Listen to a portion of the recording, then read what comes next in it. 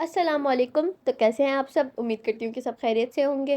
Welcome back to my YouTube channel. तो viewers, आज मैं आपके साथ शेयर करने लगी हूँ बहुत ही मज़ेदार चटपटी बीफ टिक्का बिरयानी की रेसिपी स्टार्ट करने से पहले अगर आप चैनल पर नए हैं तो चैनल को सब्सक्राइब करना हरगिज़ ना भूलें। तो हम रेसिपी को स्टार्ट करते हैं। सबसे पहले हमने लिया है आधा किलो गोश्त और उसके अंदर पानी भर कर रख दिया है। और पानी इतना रखना है कि गोश्त पूरा पानी में डिप हो जाए। उसके बाद हमने डाला है आधा कप सिरका, ताकि गोश्त में से जो भी ब्लड है वो अच्छे से निकल जाए। उसके बाद हमने उसको 20 या 25 मिनट के लिए पानी में रखा। उसके बाद सारा पानी फेंक दिया। फिर हमने इसमें ऐड करना है 1 चम्मच अदरक लहसुन का पेस्ट, 1 चम्मच पिसी हुई हरी मिर्चें, 1 चम्मच लेमन जूस और 1 चम्मच नमक। वैसे आप नमक अपने टेस्ट के हिसाब से भी डाल सकते हैं। और उसको मिक्स करने के बाद 2 घंटे तक के लिए रखना है।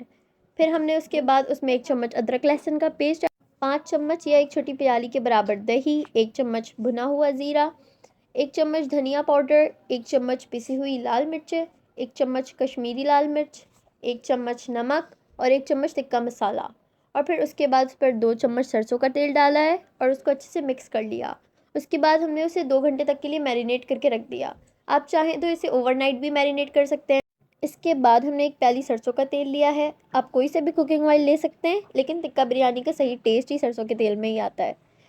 फिर हमने 4 मीडियम साइज़ की प्याज को बारीक काटा है और उसको अलग अलग कर लेना है, जैसे मैं कर रही हूँ वीडियो में। और उसके बाद हमने इसको तेल में डालकर फ्राई कर लेना है, लेकिन ये बहुत ज़्यादा डार्क ब्राउन ना हो, लाइट ब्राउन करना है। और इसे निकाल लेना है। और निकालने के बाद गरम गरम प्याज को ही किसी कांटे या छुरी की मदद से अलग कर लेना है। उसके बाद हमने 17 या 18 काली मिर्चें लेनी है, 1 चम्मच भुना हुआ ज़ीरा, 1 बड़ी इलायची, 4 सब्ज़ या छोटी इलायचियाँ, 2 बादियान के फूल, थोड़ी सी लौंग और 2 दालचीनी के टुकड़े और थोड़े से तेज़ पत्ते। इन सबको तेल में डालकर मिक्स कर लेना है। और फिर 3 चम्मच अदरक लहसुन का पेस्ट डालना है। और थोड़ा पकाने के बाद हमने 4 मीडियम साइज़ के टमाटरों को अच्छे से चॉप कर लेना है और उसको फिर तेल में डाल देना है। फिर हमने 1 चम्मच नमक डाला है और मिक्स करने के बाद उसको 10 मिनट के लिए ढककर रख दिया है, ताकि टमाटर सॉफ्ट हो जाएं। फिर हमने आधा कप पानी डाला है और फिर इसमें आधा चम्मच हल्दी ऐड की है, चम्मच पिसी हुई लाल मिर्च, 1 चम्मच धनिया पाउडर। और फिर उसको भूनने के बाद हमने मैरिनेट किया हुआ गोश्त डाल देना है और उसको थोड़ी देर पकाना है। और फिर उसे 20 मिनट के लिए ढककर रख दिया है। 20 मिनट के बाद हमने एक प्याली दही डालकर पकाया है और आधे घंटे ढककर रख दिया उसको। और फिर आधे घंटे के बाद हमने इसमें 1 चम्मच टिक्का मसाला ऐड कर देना है। फिर इसके ऊपर हम थोड़ी सी तली हुई प्याज डालेंगे और थोड़ा सा हरा धनिया डाला है और इसे अच्छे से मिक्स करके 10 मिनट के लिए दम पर रख दिया। अब हमने उबलते हुए चावलों में 1 चम्मच तेल, 3 चम्मच नमक, 2 बादियान के फूल, 5 लौंगे, थोड़ा सा ज़ीरा और 2 कड़ी पत्ते डाले हैं। अब हमने सेला चावल लिए थे ना, तो हमने इसे 2 घंटे भिगो कर रखा था। और फिर हमने आधे लीमू को निचोड़ा पहले पानी में और फिर लीमू को उसी पानी में डाल दिया। फिर हमने उसमें चावल डाल दिए। अब जो सालन हमने दम पर रखा था ना, तो उसमें तेल ऊपर आ गया था, तो फिर हमने ये तेल निकाल लिया। वैसे ये आधा कप तेल निकला था, इसे हम बाद में यूज़ करेंगे।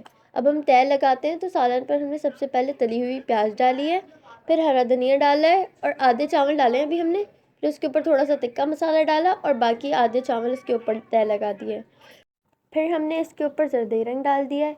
उसके बाद हमने 2-3 हरी मिर्चें भी चावलों के ऊपर रख दी और उस पर थोड़ा और धनिया डाल दिया और थोड़ी सी तली हुई प्याज भी डाल दी। उसके बाद जो हमारा सालन में से हमने ऑयल निकाला था ना, हमने वो भी अच्छे से फैलाकर इस पर डाल दिया।